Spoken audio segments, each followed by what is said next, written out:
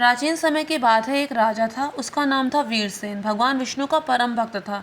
उसके 3 पुत्र थे और तीनों पिता के आज्ञाकारी थे। एक दिन की बात है, राजा को स्वप्न में भगवान विष्णु ने दर्शन दिए और कहा कि तुम्हें अपने पुत्रों का विवाह प्रतियोगिता के माध्यम से कराना होगा। तुम धनुष प्रतियोगिता की घोषणा कर दो और जिस राजकुमार का तीर जिस दिशा में जाके गिरेगा, उसी प्रदेश की राजकुमारी के साथ उसका विवाह होगा। तो राजा ने स्वप्न में भगवान विष्णु की बात को सच माना और अगले दिन ऐसी ही घोषणा राज्य में करवा दी।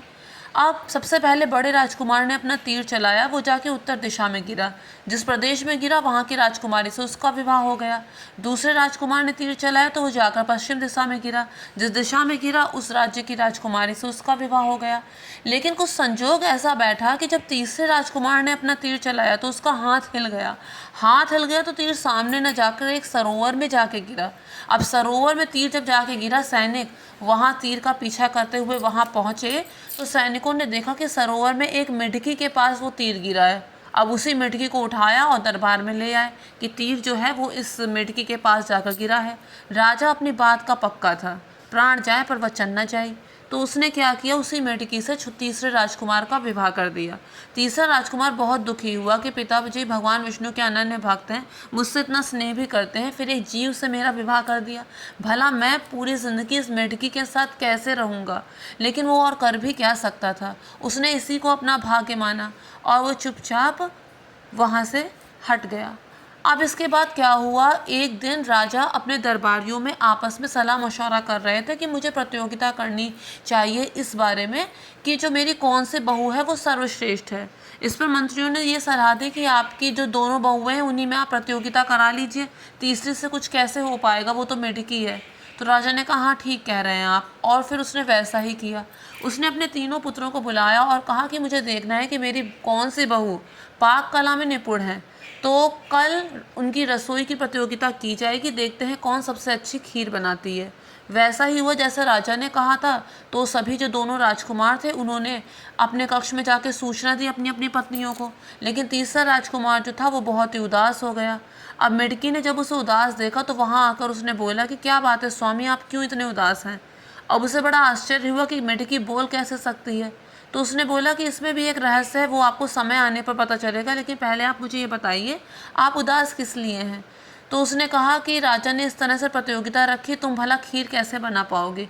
उसने कहा बिल्कुल भी उदास मत हो जाइए, आप निश्चिंत होकर सो जाइए, सुबह आपको स्वादिष्ट खीर मिल जाएगी। अब प्रतियोगिता के लिए सारा सामान राजकुमारियों के कमरों में पहले ही पहुंचाया जा चुका था। अब राजकुमारी रात में जब राजकुमार सो गया तो वहां से निकली और दरवाजे के नीचे से होती हुई एक सरोवर में गई। वहाँ सरोवर में उसने 3 बार आवाज़ दी और वो एक सुंदर लड़की के रूप में परिवर्तित हो गई। उसी सरोवर से 7 मिडकी और बाहर निकली और वो भी सुंदर लड़कियों में परिवर्तित हो गई। वो 8 सखियाँ जान पड़ रही थीं और उसने ये बात, जो मेढकी थी उसने ये वाली बात बताई कि प्रतियोगिता है और हमें खीर बनानी है। तो वो सभी दरवाजे के नीचे से मेढकी बनकर कक्ष में आईं और उसके बाद उन्होंने मिलकर एक बहुत ही सुगंधित और स्वादिष्ट खीर बनाई। राजकुमार सुबह जब सोकर उठा तो मेढकी ने उससे कहा, मेढकी अपने असली रूप में आ गई मेढकी के, और कहा कि आप ये जो खीर है इसे दरबार में ले जाइए, इसे प्रस्तुत कीजिए। राजकुमार बहुत खुश हुआ, लेकिन साथ ही उसके दिमाग में ये भी आया कि ऐसा कैसे संभव है। लेकिन उस समय उसने क्या किया, खीर लेकर वो दरबार में गया। अब सबसे पहले बड़े राजकुमार ने अपनी पत्नी द्वारा बनाई खीर राजा को खिलाई। तो राजा ने कहा कि ये भी कोई खीर है, इसमें तो मिठास ही नहीं है। दूसरे राजकुमार ने अपनी पत्नी द्वारा बनाई खीर राजा को खिलाई। तो इस पर राजा ने कहा इसमें तो इतना मीठा है, मुझसे तो एक चम्मच भी खाया नहीं जा रहा है। अब उसके बाद राजा वहाँ से उठकर जाने लगा, क्योंकि अब तो तीसरी के लिए रुकने का कोई मतलब नहीं था, वो तो मेढकी थी। लेकिन तभी जो राजकुमार ने आवाज़ दी कि पिताजी आपने मेरी पत्नी के हाथ की खीर तो खाई नहीं। राजा को आश्चर्य हुआ, लेकिन फिर भी वो रुका और फिर उसने वो खीर खाई। अब जब वो खीर खाई तो राजा इतना ज़्यादा प्रसन्न हुआ, उसने कहा ऐसी खीर तो मैंने ज़िंदगी में कभी खाई ही नहीं है, इतनी स्वादिष्ट, इतनी सुगंधित और इतनी जो देखने में अच्छी। इस पर उसने कहा कि पाक कला में तो तुम्हारी पत्नी ही विजयी हुई। अब इस पर जो दोनों जेठानियाँ थीं वो रुष्ट हो गईं, जल भुन गईं कि ऐसा कैसे संभव है, कि ये कैसे संभव है, मेहनत हम लोग करें और तारीफ इस मेढकी की हो। तो उन्होंने सोचा कि अब इस पर निगाह रखनी चाहिए और दोनों की दोनों उस पर निगाह रखने लगी, उस मेढकी पर। अब राजा ने दूसरी प्रतियोगिता की घोषणा की। उसने कहा कि तीनों बहुएं मेरी ताज बनाकर लाएंगी और जिसका ताज सबसे सुंदर होगा उसे मैं अपने सर पे धारण करूंगा और उस बहू को गृह कला में निपुण माना जाएगा। अब दोनों राजकुमारों ने अपनी पत्नियों को जाकर सूचना दी। तीसरा राजकुमार फिर से उदास हो गया कि मेढकी ताज कैसे बनाएगी।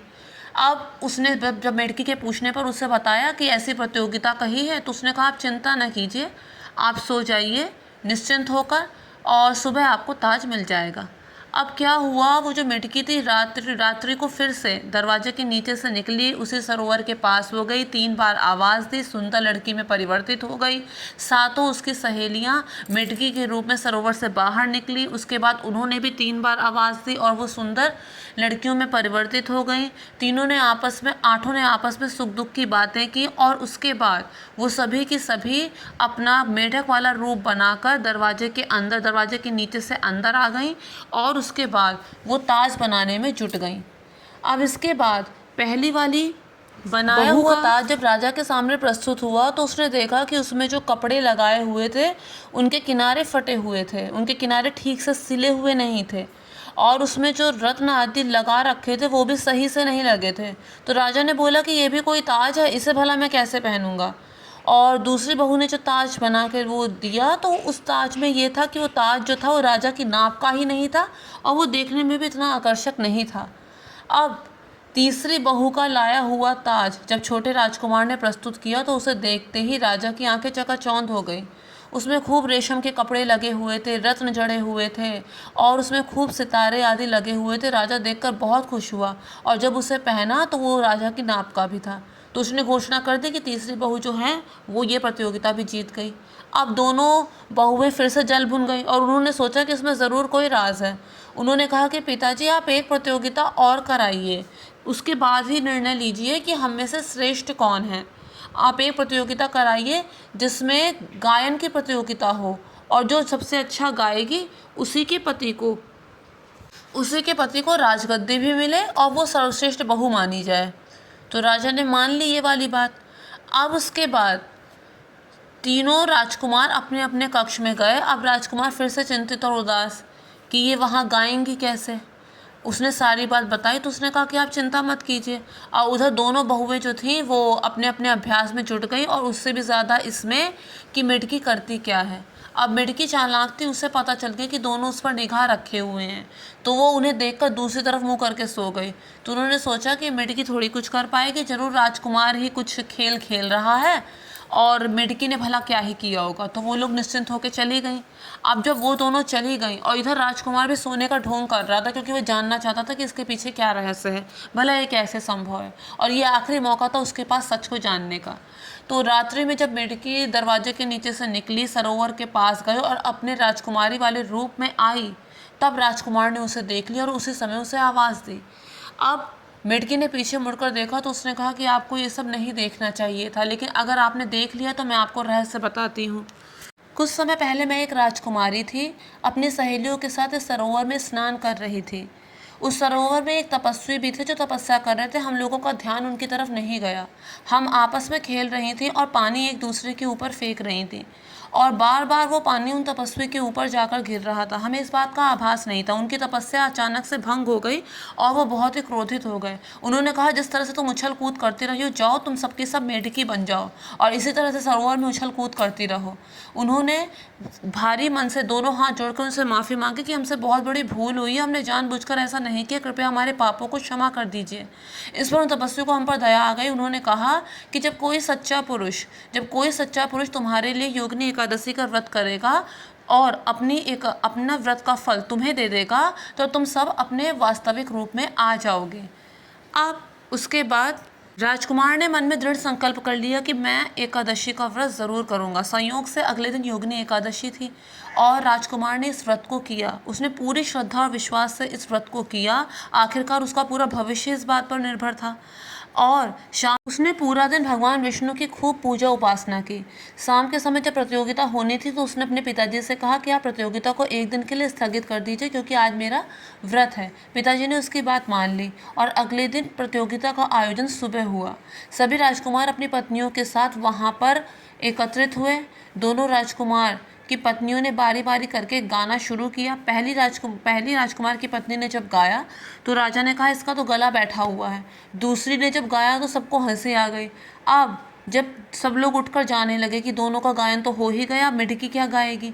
तो इस पर राजा ने कहा कि नहीं, आप लोग भी थोड़ी देर के लिए रुकिए और तीसरी बहू का भी गायन सुनिए। अब लोगों ने मन ही मन कहा कि अब क्या मिडकी की टर टर सुनने के लिए हम लोग यहाँ इकट्ठे हुए हैं।